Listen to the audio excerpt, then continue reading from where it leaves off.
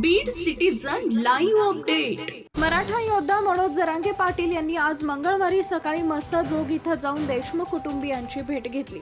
Jarange Patil भेटताच Dhananjay देशमुखांनी Tahoe फोडला, हमसून रडले। हत्या प्रकरणातल्या क्रौर्याची परिसीमा फोटोंद्वारे संपूर्ण राज्यासमोर आल्यावर संतापाची लाट उसळली आहे। मनोज जरांगेंनी तातडीनं सकाळीच मस्सजोग गाठत धनंजय देशमुखांची भेट घेतली। जरांगेंच्या भेटीवेळी धनंजय देशमुखांना अश्रू आवरणं कठीण झालं। मनोज जरांगेंनी धनंजय देशमुखांचं आणि त्यांच्या कुटुंबियांचं सांत्वन केलं। यावेळी धनंजय देशमुख बोलत असताना जरांगे पाटील यांच्या डोळ्यातूनही अश्रू आले। लोक गुन्हे करायचे आणि हे राजकीय गाद्यांवर बसायचे। मुंडे हे 302 मध्ये आहेत, त्यांना हकललं। आता त्यांचे आमदारकी काढा, त्यास मुख्य आरोपी करा, सह आरोपी करू नका, कारण सर्व कट त्यांनी रचला। त्यांचे लोक काय करतायत हे त्यांना माहित नाही असं नाही। तो खरमाडे कोण आहे, आरोपी आहे, त्यांना आता एकट्याच्याच डोक्यावर पाप घेऊ नये। त्यानं कोणाच्यासाठी काम केलं त्याचं नाव घ्यावं। एकट्यानं डोक्यावर पाप घेऊन मरू नका, मुंडेंच्या डोक्यावर ही पाप द्या असं आवाहन जरांगे पाटील यांनी केलंय। पाहूयात काय म्हणाले जरांगे पाटील। काहीच नव्हतं केलेलं त्यांनी, तरी पण त्यांना चेहरा पुन्हा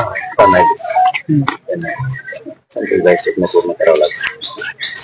संतोषबाईवर जी हातली संतोषबाईला हाताला लावावं लागणार, बदला घ्यावा लागतो, बदला होणार।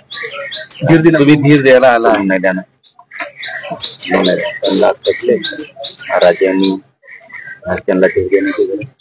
आपल्या घरातले लेकरं कशी मध्ये भाव करते राज्यातले मराठी, त्यांच्या कुणाच्या घरातल्या नेला असतं मराठी तर मग तुझ्या भावच केला। आपल्या घरातले लेकरं सगळ्यांनी राज्य घरातल्या लोकांनी पाठीशी त्यांनी राहील त्यांच्या पाठीशी, संतोषबाईच्या कुटुंबाच्या पाठीशी। आणि आपल्या लेकरू म्हणून समजा आपल्या घरातल्या लेकरू जर असं मारलं किती राग येत असं, किती चिडी ती चिडी पुढं कट्टर मराठी असली पाहिजे। कडवडबाना मराठ्यांना अक्कलबाना जरा पाहणी सुद्धा काम भर देऊ नका, सगळे सारखे आराम करू पाहिजे।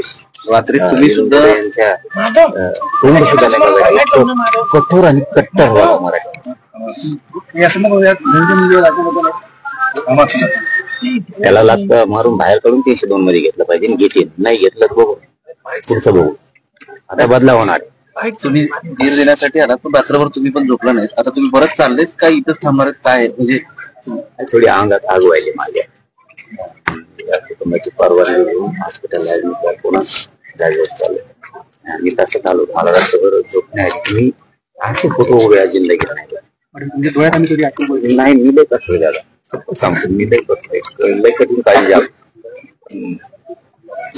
वाईट अनुभव तुम्ही। आणि एकदा आपण बोलतो ते कधी आपण लय विचित्र माणूस, आणि त्यांनी मला खेळायला नव्हतं पाहिजे।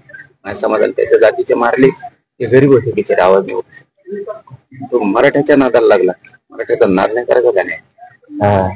तुला पायदळी तुळवायला वेळ नाही लागणार, आम्हाला त्या वाटेवर जायचं नाहीये, तुला वाटतं आमचं कुणी काही करीत, आम्ही स्वयं धरलाय, नको वाटत पत्नीला पुरणार नाही, दिवस बघायला लावू नको। तुला लय अवघड होईल। मुख्यमंत्र्यांना साहेबांना आणि अजितदादांना मी काल सांगितलंय की मी कधी मारून लात मारून बाहेर पडून 302 नका, आणि जे 2-3 महिन्यात नाटक सांगतो त्यांना चौकात फाशी देऊन गोळ्या घातल्या पाहिजे, आणि 100-150 जण आहेत आरोपी झाले। मुख्यमंत्री वारंवार त्यांना म्हणजे 2 वेळेस मुख्यमंत्र्यांनी सांगितलं की तुम्ही राजीनामा द्या म्हणून, मात्र अजितदादांनी एकदाही त्यांना सांगितलेलं नाही। तुम्ही कसं बघताय? अजितदादा प्रोटेक्ट करतात धनंजय मुंडे यांनी आता काल ढकलढकली करून त्यांच्यावरती तुमच्या राज्याचा आहे। Subscribe now and press the bell icon. Never miss an update.